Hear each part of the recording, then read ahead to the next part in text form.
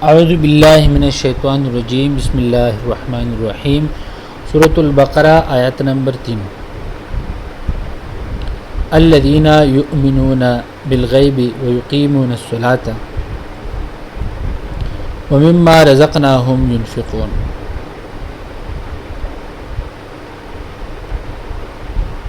ایمان کہتے ہیں تصدیق بالقلب کو، یعنی دل سے کسی چیز کو مان لینا، کسی چیز کی تصدیق کرنا، امن دینا، اپنے آپ کو سپرد کرنا۔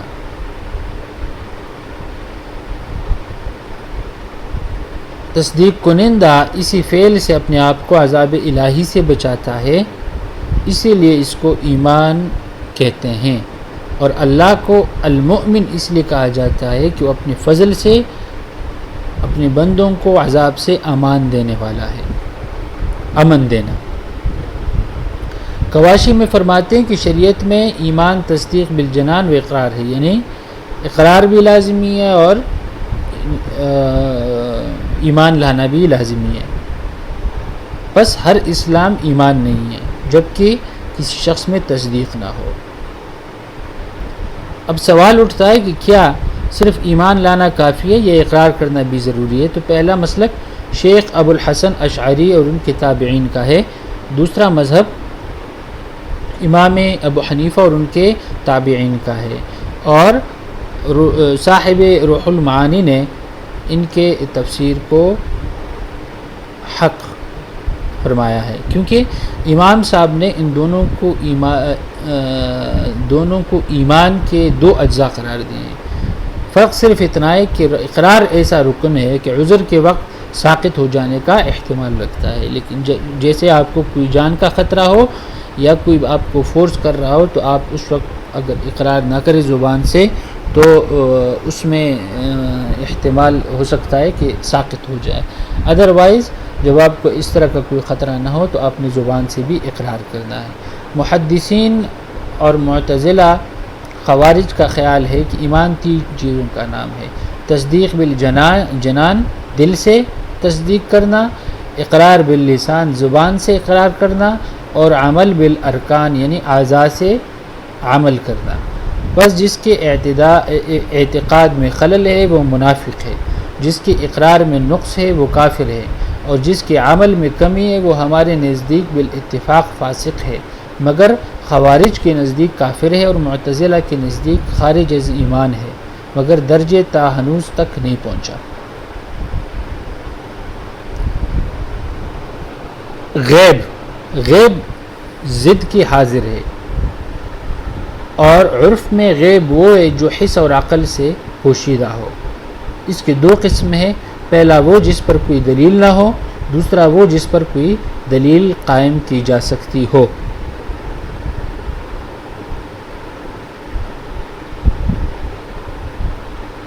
بعض کہتے ہیں کہ غیب سے مراد قلب ہے، کیونکہ قلب پوشیدہ ہے یعنی غائب ہے۔ اب معنی یہ ہوا کہ وہ لوگ جو دل سے ایمان لاتے ہیں، یہ نہ کہ زبان سے تو دعوی ایمان مگر قلوب اس کے خلاف۔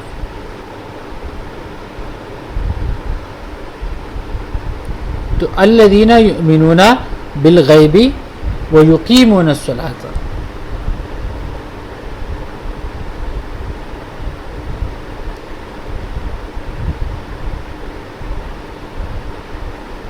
یقیمون الصلاۃ بمعنی الدعاء ہے، جیسے آیات وصل علیہم میں صلوات بمعنی دعا ہے۔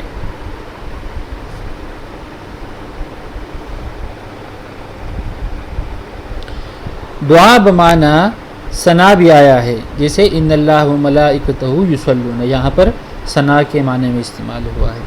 قرأت کے معنی میں بھی آیا ہے، ولا تجہر بصلاتک میں قرأت کے معنی پر بھی آیا ہے، اور رحمت کے بارے میں معنی پر بھی آیا ہے، اولئک علیہم صلوات من ربہم، اور بمعنی مخصوص افعال و اذکار جنہیں شرع پاک نے مقرر فرمایا۔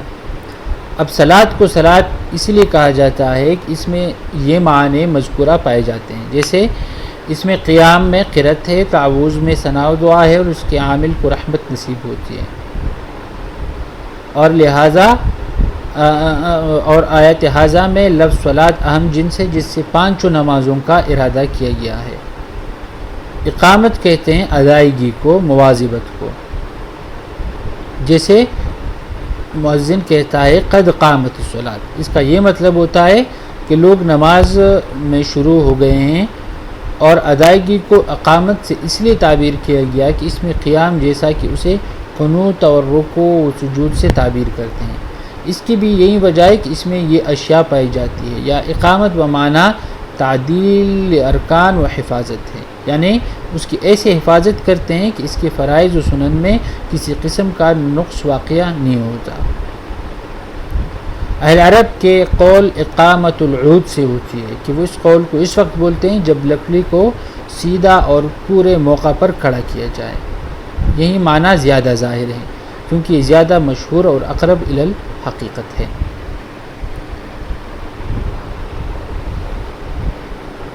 الذین یؤمنون بالغیب ویقیمون الصلاۃ ومما رزقناہم ینفقون۔ اب رزق کا معنی ہے عطا کرنا۔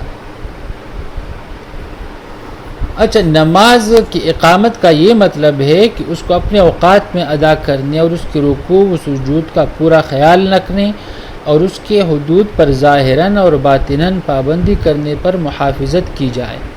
اور نماز پر مداومت کا مطلب یہ ہے کہ اس کے نفحات ربوبیت کے لیے جمع ہمت کے ساتھ مداومت کرنا۔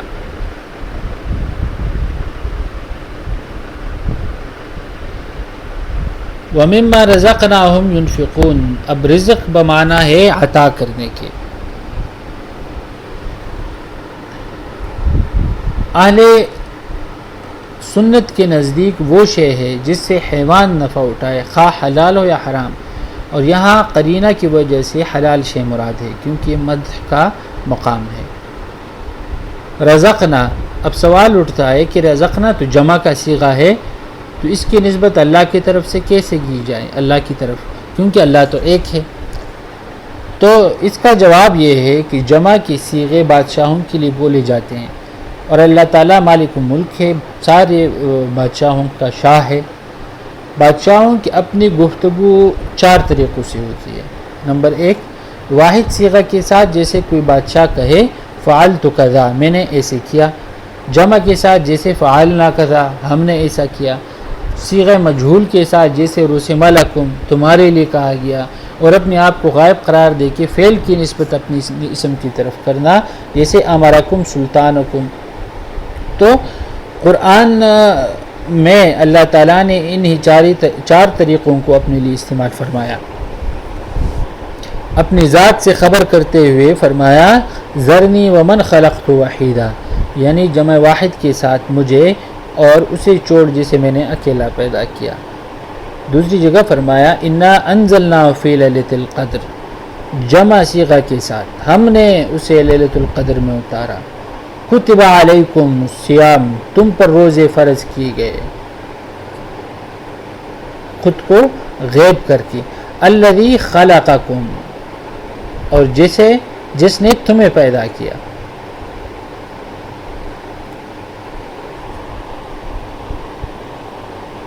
رزقناکم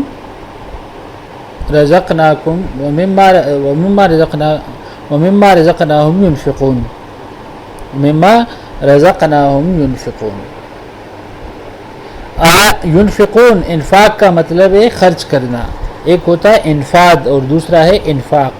انفاد میں تمام مال خرچ کرنا مراد ہوتا ہے، اور انفاق میں ایسا نہیں ہوتا۔ آیات میں اولاً ایمان کا ذکر ہے، اسے قلوب سے تعلق ہے، پھر نماز کا، اسے بدن سے، پھر انفاق کا، اس کا مال سے، اور یہ تینوں عبادات کا مجموعہ ہے۔ چونکہ ایمان میں نجات ہے، صلاۃ میں مناجات ہے، زکوٰۃ میں درجات، یا یوں کہو کہ ایمان میں عزت ہے، صلاۃ میں قربت اور زکوٰۃ میں زیادت۔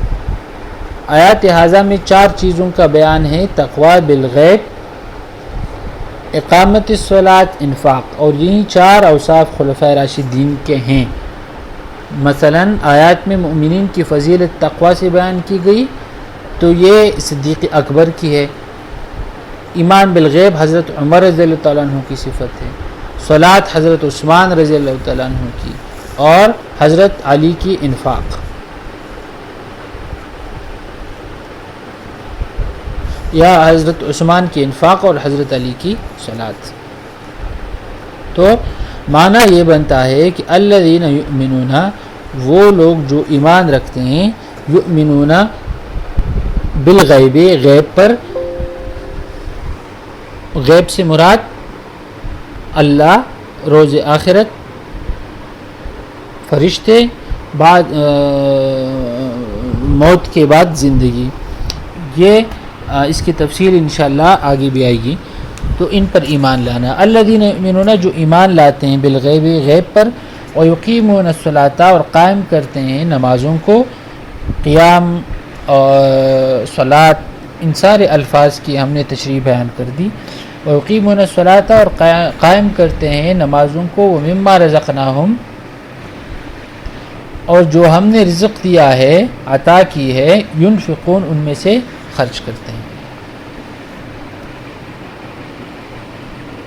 صدق اللہ العظیم.